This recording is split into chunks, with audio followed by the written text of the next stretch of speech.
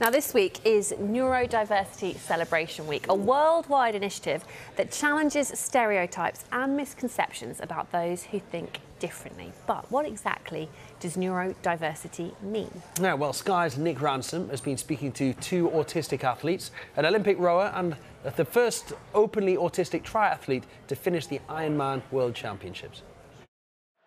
Conversation about neurodiversity is growing, but in professional sport, awareness is low. But what is neurodiversity? 1 in 5 people are neurodivergent, meaning they have a difference in brain function. This 1 in 5 may be autistic, dyslexic, dyspraxic, or have ADHD, or another form of neurodiversity. I've come to Oxfordshire to meet Cara McMurtry, a former Olympic rower. She was diagnosed as autistic just 4 years ago, before she competed in Tokyo. Quite early on I was misdiagnosed of having bipolar disorder. All of the medication I was taking for that, all of the therapies that I was having, none of that really worked. And then it wasn't until 2019, so 5 years later, I was ultimately re-diagnosed. Being autistic myself, I'm keen to know what life was like in a sporting environment. Started doing well and medaling at World Cups, went to the World Championships. And I really was doing it my way because that's the way I'd learned how to do it. But that was really, really working.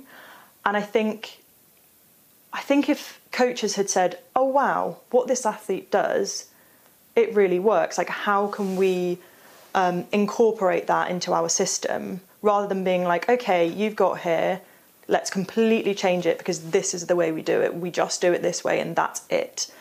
I think if there was a more person-centred approach, slightly more flexibility, curiosity, open-mindedness, that could have made a massive difference.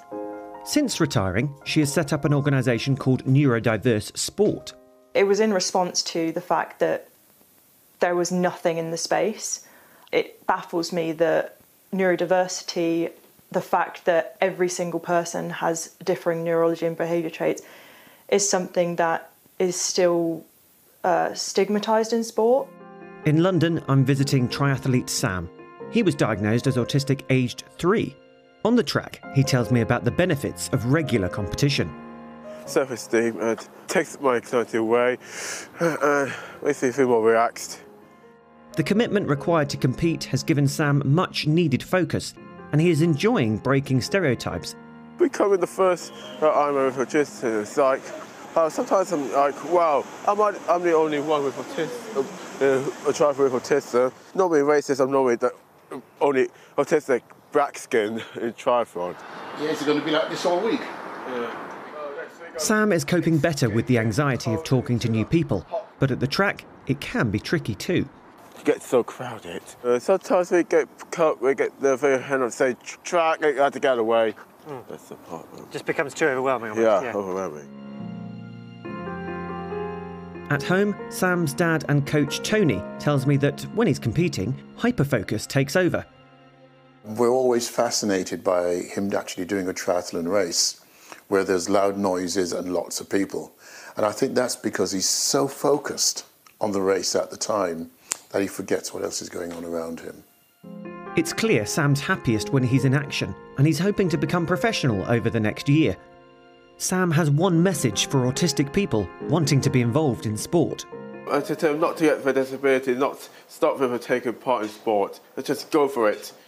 Cara and Sam's experiences offer a glimpse into the world of neurodivergence. However, like many other athletes, they will wonder when thinking differently will be universally accepted. Nick Ransom, Sky Sports.